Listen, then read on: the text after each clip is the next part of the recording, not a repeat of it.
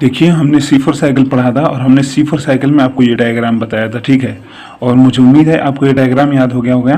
तो फिर मैं अब एनसीईआरटी का डायग्राम आपको बताता हूँ कि एनसीईआरटी ने आखिर क्या बताया, क्योंकि वो जानना तो जरूरी है। C3 साइकिल में जो बनाया है ना, उसमें बस एनसीईआरटी सेम टू सेम वही डायग्राम बनाई थी, उसमें ज़्यादा का ज़रूरत नहीं था। पर C4 साइकिल में ज़्यादा का ज़रूरत था, इसलिए मैंने ज़्यादा बताया। चलिए आ जाइए, देखिए पहले डायग्राम देखिए कैसे बनाती है एनसीईआरटी। एनसीईआरटी कैसे बनाती है वो ना, पहले ऐसा बनाया एकदम,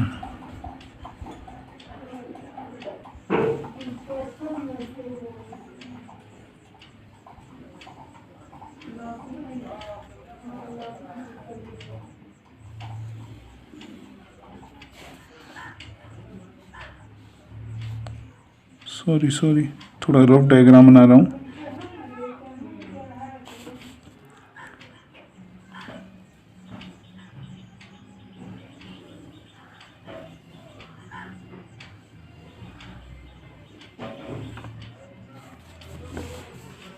ये देखिए, ये सेल वॉल हो गया, सेल वॉल ये हुआ, सेल मेम्ब्रेन, ये सेल जो हुआ, ये सेल ये है मीजोफिल सेल हमारा, मीजोफिल सेल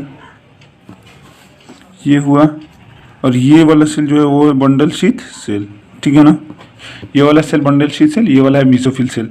अब देखिए क्या होता है ना, यहाँ CO2 आया, CO2 आया और हम पहली बार देखते थे कि CO2 का फिक्सेशन कौन करता है, PEP करता था कि नहीं, PEP फॉस्फोइनॉल पायरुवेट पेप्टेज के प्रेजेंस में,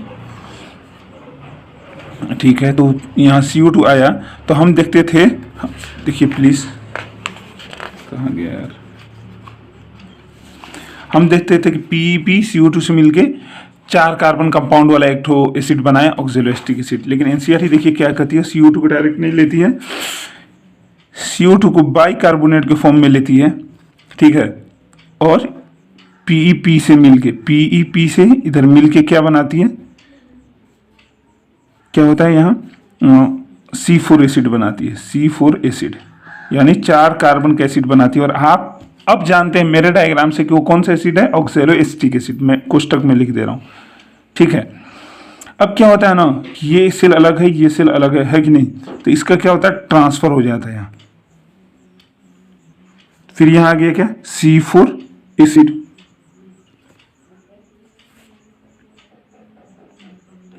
फिर क्या होता है ना, डीकार्बोक्सिलेशन होता है, इसका क्या हुआ, डीकार्बोक्सिलेशन,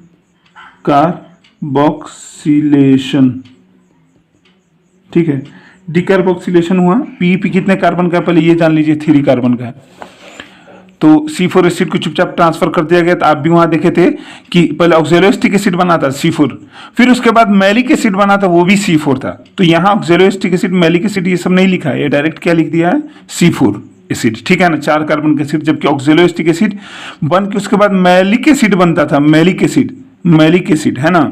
देखिए मैलिक एसिड बनता था कि नहीं, और मैलिक एसिड यहाँ ट्रांसफर होता था, ठीक है। मैलिक एसिड से डीकार्बोक्सिलेशन मतलब CO2 का निकलना है, CO2 का निकलना हुआ तो क्या बन गया, C3 एसिड बन गया,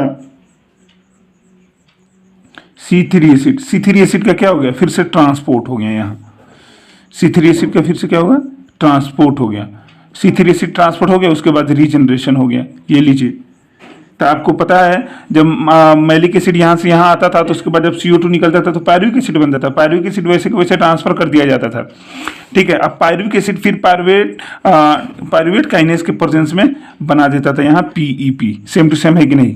तो ये स्टेप हो गया हमारा रीजनरेशन,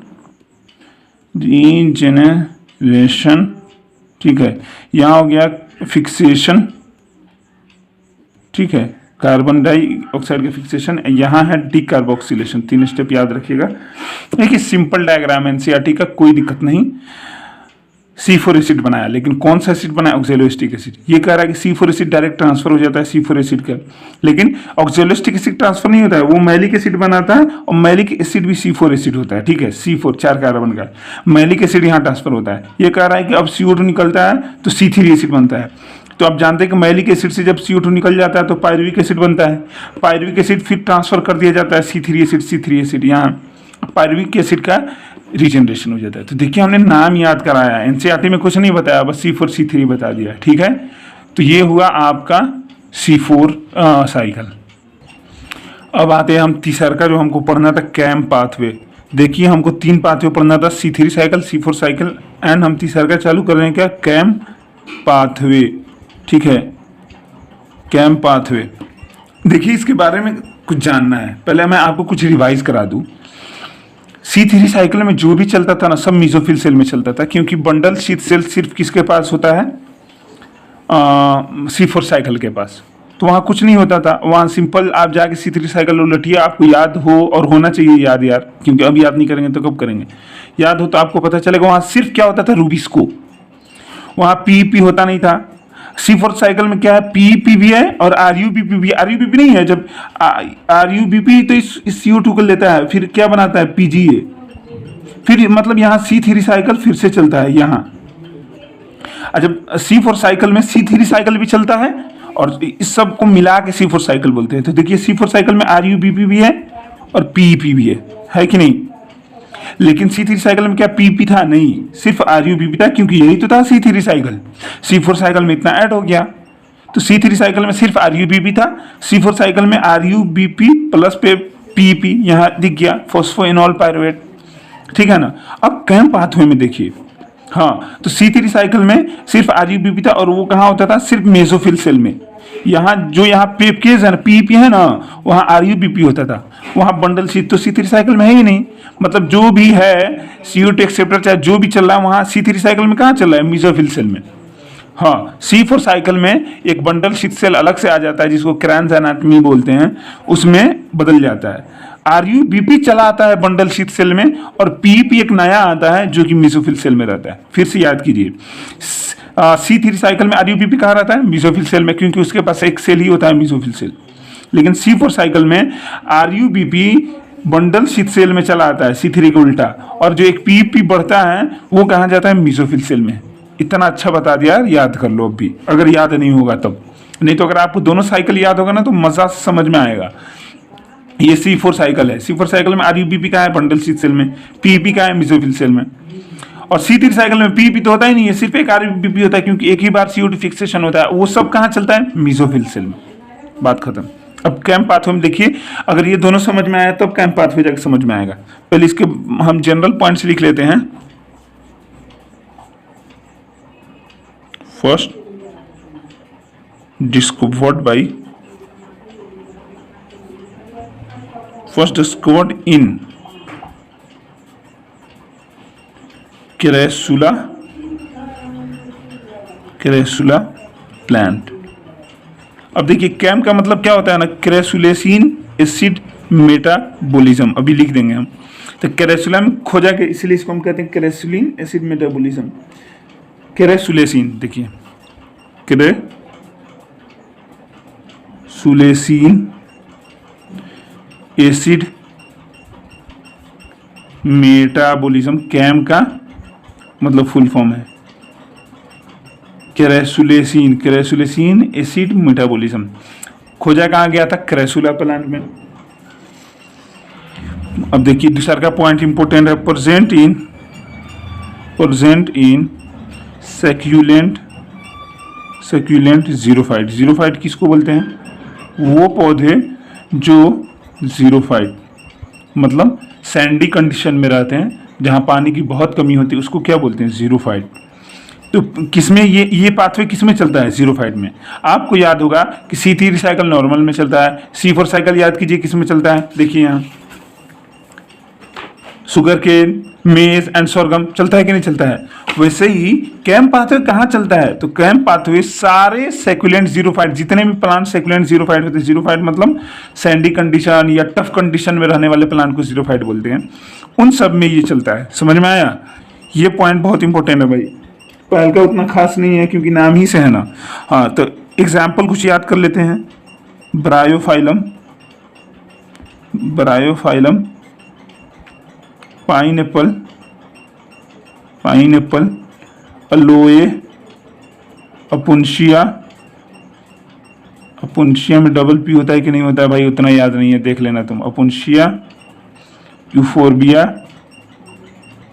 ETC, इतना याद रखना है भाई। ब्रायोफाइलम, पाइनएप्पल, अलोए, अपुन्शिया, यूफोर्बिया, ये सब याद रखिएगा। ये सब ये पहल का छोड़ के सारा पॉइंट मतलब वही इंपॉर्टेंट वाला पॉइंट चल रहा है, ठीक है। अब ये भी important, scoto active stomata percent. अब ये एक स्कोटो एक्टिव क्या है, ये क्या है स्कोटो एक्टिव? मतलब इसमें जो स्टोमाटा होता है ना वो क्या होता है, स्कोटो एक्टिव। इसका मतलब होता है, इसका मतलब क्या होता है, विच opens during night, which opens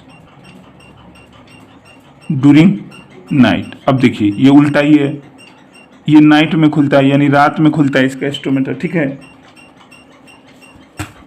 and closed during day. अब देखिए और सब प्लांट में क्या होता है, दिन में स्टोमेटा खुलता है तब ना CO2 अंदर जाता है, ठीक है, और फिर सूरज की रोशनी भी उपलब्ध होती है तो खाना बनाते हैं। लेकिन ये क्या होता है, तो दिन में बंद रहता है। याद रखिएगा, स्कोटो एक्टिव स्टोमेटा किसको बोलते हैं, वैसा स्टोमेटा जो दिन में बंद रहता है और रात में खुलता है, दिन में बंद रहता है और रात में खुलता है, ठीक है ना।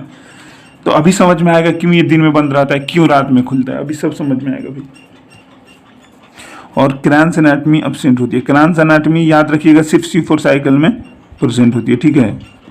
Anatomy, Kranz anatomy are absent. हाँ ये सब पॉइंट भाई इंपॉर्टेंट है, देख लीजिए सब का सब इंपॉर्टेंट है। वही बात कि हर इस नोट का हर एक पॉइंट इंपॉर्टेंट है। और ये सब जो टॉपिक है ना आपके NCERT का, तो पढ़ना ही पड़ेगा भाई, मेरे नोट का हर एक चीज़ पढ़ना पड़ेगा आपको, ठीक है। अब आ जाइए, सब इंपॉर्टेंट चल रहा है। टू मेन इवेंट्स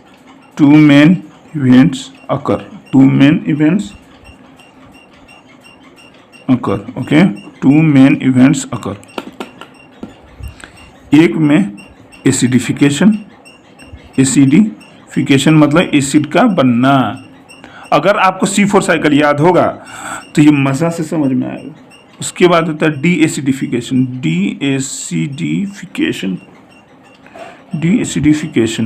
अब ये क्या है एसिडिफिकेशन और क्या है डी एसिडिफिकेशन?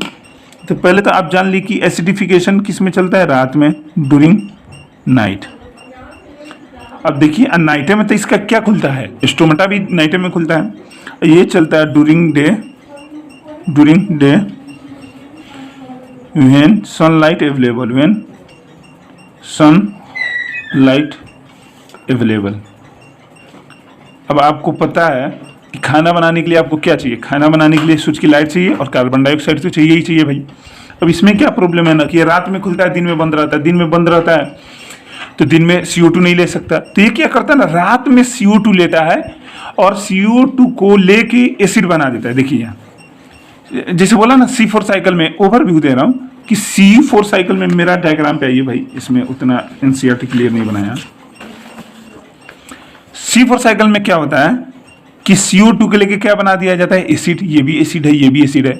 तो अब देखिए कैम पाथवे में क्या होता है ना, रात को कब खुला स्टोमेटा, रात को स्टोमेटा खुलेगा तो रात को ना कार्बन डाइऑक्साइड लेगा, दिन में तो स्टोमेटा बंद हो जाता है।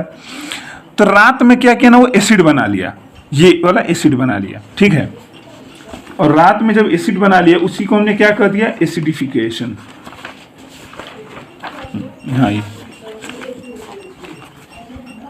रात में क्या किया, एसिड बना लिया, क्योंकि रात में उसका स्टोमेटा खुलेगा, रात में स्टोमेटा खुलेगा। समझ रहे हैं ना यार, रात में स्टोमेटा खुलेगा। चल रहा है, सॉरी कैमरा थोड़ा गड़बड़ हो गया था। रात में अगर स्टोमेटा खुलेगा तो रात ही में एसिडिफिकेशन होगा कि नहीं होगा, क्योंकि रात में इसको CO2 मिलेगा। और डी एसिडिफिकेशन कब होगा, दिन में, यानी उस एसिड को तोड़ के यहाँ से CO2 निकाल लिया जाएगा और उस एसिड को फिर से PP बनने के लिए भेज दिया जाएगा। उसको क्या बोले हम, डी एसिडिफिकेशन। तो डी एसिडिफिकेशन कब होगा, जब सनलाइट अवेलेबल होगा तो दिन में होगा। रात में आखिर स्टोमेटा खुल के क्या करेगा, रात में स्टोमेटा खुल के ये सिर्फ एसिड बना के रख लेगा, ठीक है ना। अभी एक और कुछ इंपॉर्टेंट पॉइंट, अभी शांत रहिए। अभी क्यों ऐसा करता है भाई, क्योंकि देखिए जीरोफाइट कंडीशन में है। जीरोफाइट कंडीशन में यानी सैंडी कंडीशन है या टफ कंडीशन है, जहाँ इसको पानी की कमी है। अगर दिन में इसका स्टोमेटा खुला तो सारा इसका जो वाटर है वो वेपर बन के उड़ जाएगा। इसलिए दिन में अपना स्टोमेटा बंद रखता है ताकि वाटर का कंजर्वेशन कर पाए और इसलिए और खाना भी तो बनाना जरूरी है ना, इसलिए रात में खुलता है ताकि खाना बना ले। तो रात में खुल के एसिड बना के स्टोर कर लेता है। और डी एसिडिफिकेशन ये दिन में करता है, कब? जब सनलाइट अवेलेबल होता है। ठीक है ना। चलिए भाई अब आगे बढ़ते हैं।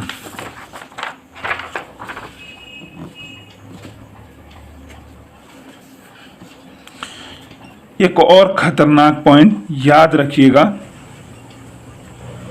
इसमें पीईपी एंड आरयूबीपी, पेपकेस एंजाइम की बात करें, पेपकेस एंड रूबिस्को। अब देखिए पीईपी जहां होगा वहां पेपकेस होगा, आरयूबीपी जहां होगा वहां क्या होगा? रूबिस्को एंजाइम होगा। ये दोनों एंजाइम कहां प्रेजेंट होते हैं? Both enzyme are present in mesophyll cell. अब यहाँ कोई क्रांस एनाटॉमी नहीं है, आपको हम पहले ही बता चुके हैं कि कैंप पाथवे में क्रांस एनाटॉमी नहीं है। क्रांस एनाटॉमी नहीं है तो वहाँ बंडल शीट नहीं है, तो एक ही बचा क्या? C3 साइकिल की तरफ मेसोफिल सेल। अब देखिए इसका सेल C3 टाइप का है, यानी इसमें सिर्फ एक मेसोफिल सेल है, लेकिन इसमें खाना किससे बनता है? C4 टाइप का, यानी एक बार पीपी CO2 लेगा, फिर एक बार आरयूबीपी लेगा। मतलब काम जो हो रहा है ना, काम वो C4 टाइप का हो रहा है, इसलिए दोनों टाइप का एंजाइम प्रेजेंट है, पेपकेस एंड रूबिस्को। जबकि खाना जो मतलब सेल जो है वो सिर्फ एक ही है, C3 साइकिल टाइप का मेसोफिल सेल। अब दोनों है तो दोनों, अब एक ही सेल है तो दोनों एक ही सेल में रहेगा। जबकि C3 साइकिल में ये होता नहीं है, सिर्फ यही होता है, जबकि C4 साइकिल में ये दोनों होता है।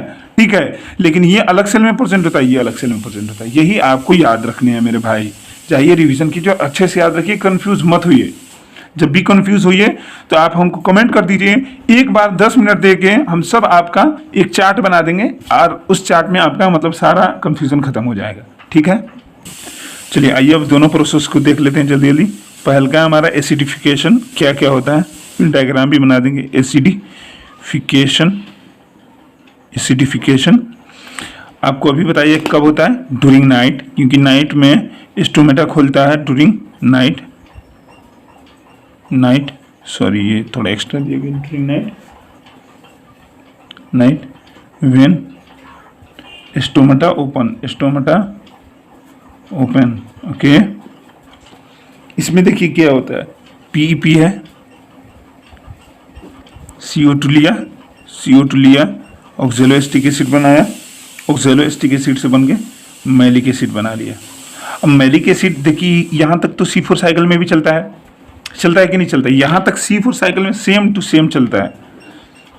फिर वही बात, मैलिक एसिड कब बनेगा? ऑक्सैलोएसिटिक एसिड से एक NADH खर्च होता है, एक NADH DPH प्लस खर्च होता है, तो एक NAD प्लस बनता है, यानी DP प्लस बनता है, यानी इसको ये रिडक्शन किया जाता है, इसका रिडक्शन, तब जाकर मैलिक एसिड बनता है। सेम टू सेम है कि नहीं? देखिए आप C4 साइकिल टाइप का सेम टू सेम है। अब ये मैलिक एसिड जब बन जाता है ना, तो अब तो रात का टाइम है भाई, सनलाइट तो अवेलेबल नहीं है, तो ये क्या कर लेता है ना, इसको स्टोर कर लेता है। ये रात में क्या करेगा? बना के स्टोर करेगा। कहाँ स्टोर करेगा? Store in vacuole. जो सेल में वैक्यूल होता है ना, वैक्यूल, उसी में ये स्टोर करता है। ये भी याद रखना इंपॉर्टेंट है कि ये स्टोर कहाँ करता है? वैक्यूल में। पक्का ना? वैक्यूल्स देखिए same to same C4 cycle type का है, लेकिन बस इसमें दोनों काम बट गया है। यहां तक एक काम रात में होता है, क्योंकि CO2 इसको रात ही में मिलता है। अब दिन नहीं है तो इसको तोड़ा कैसे जाएगा? इसमें से CO2 कैसे निकाला जाएगा ना? इसको तो भेज देंगे हम दूसरे सेल में, और दूसरा सेल तो यहाँ है भी नहीं। बंडल शीट सेल कहाँ है? जैसे C4 साइकिल में इसको दूसरे सेल में भेजा जाता था, बंडल शीट सेल में यहाँ तो है नहीं। इसको तोड़ना है तो इसके लिए सनलाइट नहीं है, तो ये क्या कर लेता है? इसको रात में इसका काम है बस ये बनाना, ये बना के स्टोर कर लिया। अब आइए दिन में, दूसरा का प्रोसेस है डीएसिडिफिकेशन। पक्का? ये कब होता है? During day. कब? When sunlight available. पक्का ना? अब देखिए क्या होता है। अब अगला प्रोसेस चुपचाप लिख दीजिए यहाँ। क्या हुआ? ये मैलिक एसिड हो गया, हम शॉर्टकट में लिख रहे हैं। मैलिक एसिड से क्या होगा? आप जानते हैं CO2 निकलता है, आप जानते हैं कि नहीं? CO2 निकलता है, क्या होगा? CO2 निकला और क्या निकला, और एक और निकलता है NADPHH+। ये सब आप जानते हैं, जाके देखिए। तो क्या बन जाता है, pyruvic acid. Pyruvic acid, pyruvic acid के बाद आप फिर जानते हैं क्या होता है, पायरुवेट काइनेस काम करता है। पायरुवेट काइनेस काम करता है और फिर बना देता है PP। देखिए सेम टू सेम ये C4 साइकिल है कि नहीं है, लेकिन यहाँ फर्क इतना है कैम पाथवे में कि ये दोनों एक ही सेल में चल रहे हैं, मेसोफिल सेल में। यहाँ अलग अलग सेल नहीं है और यहाँ काम बटा हुआ है। रात में मैलिक एसिड बन के स्टोर होगा और दिन में अब मैलिक एसिड नहीं बनेगा। अब मैलिक एसिड को निकाल के तोड़ा जाएगा। देखिए CO2 निकाला जाएगा, NADPH निकाला जाएगा और पायरुविक एसिड बनाया जाएगा। NADPH है भाई, PH हम शुरू में बता दिए थे, फोटोसिंथेसिस जब तक पढ़ेंगे P आएगा, ठीक है। पायरुविक एसिड से PEP बना दिया। अब ये CO2 निकल गया ना, तो इसको अब कौन ले लेगा, RUBP। जैसा कि आप जानते हैं RUBP इस CO2 को लेगा ऐसे, ये ले लेगा, PGA बनाएगा, PGA से फिर रिजनेशन होकर RUBP बनेगा। मतलब यहाँ खाना बनने लगा कि नहीं, यहीं से तो खाना बनता है, ग्लूकोज। ये देखिए ग्लूकोज बनने लगा। तो देखिए सेम टू सेम सारा C4 साइकिल है, बस काम बटा हुआ है कि रात में एसिडिफिकेशन होता है, दिन में डी एसिडिफिकेशन होता है। अब बाकी सारा प्रोसेस C4 साइकिल वाला है। और एसिडिफिकेशन क्या है, मैलिक एसिड बना के स्टोर कहाँ करता है, वैक्यूल में। इतना ही चीज़ आपको याद रखना है बस।